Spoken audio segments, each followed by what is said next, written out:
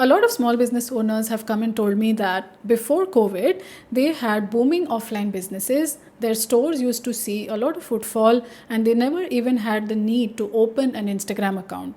But more and more of them are coming and telling me that they really regret not growing on Instagram in the golden period when it was so fast from 2018 to about 2021. And why is that? Why are they regretting it? Because now that all those brands that took that golden era advantage have grown all their views and followers, their sales have also started to grow like wildfire. The brands that did not even exist 4 years ago are now reporting so much sales and have so much growth in their teams that offline businesses have actually been forced to rethink their strategy and to finally come onto Instagram and take it seriously. The reasons for this change in market behavior are many. One is that people actually learned to shop online, especially older generations that did not even know how to use a smartphone have actually now learned how to do transactions digitally, how to shop online, put their address, put their number and location, and just get a product from almost anywhere in the world, all while sitting at home. The second thing that's happened is that people have started to order from businesses around the world. So that means that now they are no longer tied to having to go to an offline store nearby, no matter if it's easier for them, no matter if it's safer for them because they can actually see the product before buying. Returns, CODs, refunds, all of these practices have become so common and people are actually offering it more and more simply because they want to grow their client database, that for established businesses, perhaps like yourself, it has become harder to keep up with these new trends and actually cater to the customers that you once had coming to your shop. Third is a variety. What customers can now find online at the touch of a button on searching something on Instagram and having 50 different options pop up within seconds is something that was unheard of. So for them to actually go hunting in a specific market, to go looking around on a crowded street without finding parking, without having to wait for an Uber driver to come pick them up, it is so much easier for them to find that variety, to find it at the best price possible, or sometimes even when they're not price conscious, just going with the brand and ordering it has become much easier and more fun because they are no longer tied to what is available around them and they have so many options to choose from. So why will they go to a physical store unless your store is actually promising them something that they will not find online? Maybe it's your store experience.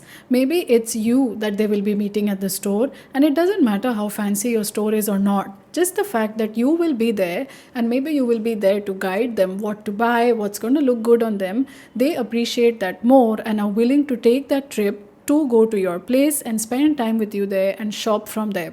You need to come up with these unique factors, what is called USP, in order for you to actually bring people to your shop. And that means that Instagram also plays a role here because instead of just showing your products and presenting them as commodities that can be replaced, you should be showing your store instead. Show different corners of it. Show products stacked on a shelf, things on a hanger. Show what your desk is like and the fact that people can meet you when they're coming there. Showcase that you have signage in the back so that whenever you are shooting your reels, whenever you are doing content, people can actually see that signage, and that is what is going to create that stronger brand name for you. Physical stores aren't really dead. Just the way that people interact with them and why people go there has changed. Otherwise, you wouldn't see shops coming up right, left, and center even now. Malls would stop to exist. You wouldn't see beautiful shops in hotel lobbies anymore, but everything still continues to be there. Like I said, just differently and for a different purpose than before.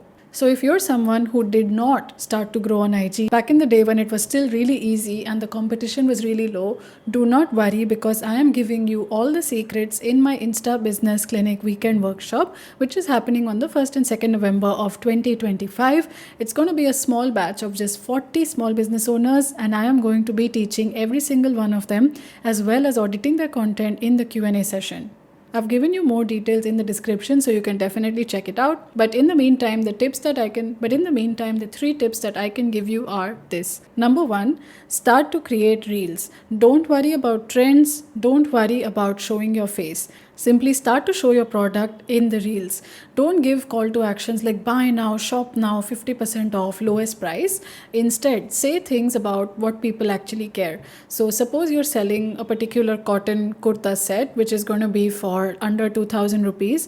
Your hook should be cotton kurta set under 2000 rupees. That is what you are going to write within the reel itself, and that is what is going to get you the views. Remember always one thing about price, that people buy what they feel like paying for, not what is at the best price available. Especially when you're not selling commodity. You are not selling one tiger balm the same as another person and you're both competing for a price difference of 10 rupees. If you're selling products like clothes, shoes, bags, jewelry, art, then there is no real comparative price to it. It is just about creating the desire for it in people's minds, and that you only do when you showcase the product, you put it in beautiful light, you show the features of it and how nice it's actually going to look on a person or in a space. The second tip is invest in a good quality phone camera. Do not just go and click content with your old phone that you just had for speaking to your children. That is not going to cut it anymore and you will just be wasting your time.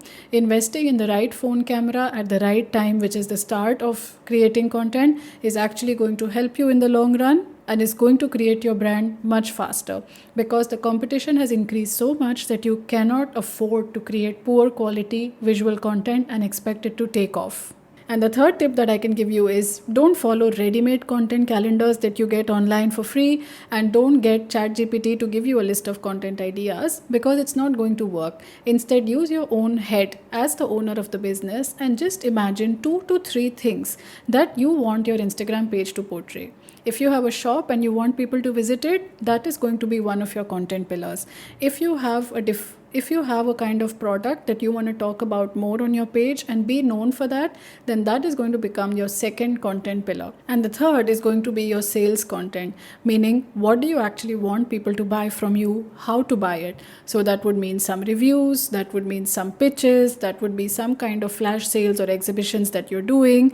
Those are going to become your third pillar. Now, these don't necessarily have to be in an equal proportion. You can always have them in relative proportion depending on which aspect you want to focus on more. These 3 things are actually going to help you even to grow on Instagram in 2025. Even if you missed the golden era back in 2018 to 2021, it's never too late to do anything, especially now when the digital era is booming and there is still enough room to grow. There are plenty of accounts that are coming up each day and already crossing 1K, 2K followers after just 2 weeks of work. So you definitely have a lot of room to grow as long as you're willing to put the effort in it. If you like this video, do not forget to subscribe to my channel and make sure to come back next week for a new video on how to grow on Instagram in 2025 and 2026 as a small business owner.